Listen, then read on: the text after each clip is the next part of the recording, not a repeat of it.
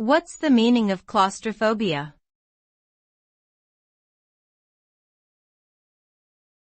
Claustrophobia.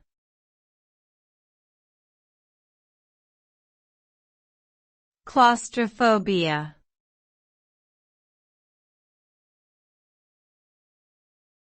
Claustrophobia.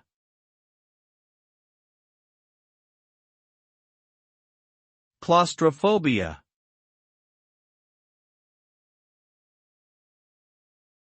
Claustrophobia is a condition where a person experiences an intense fear or panic when they are in a small or enclosed space.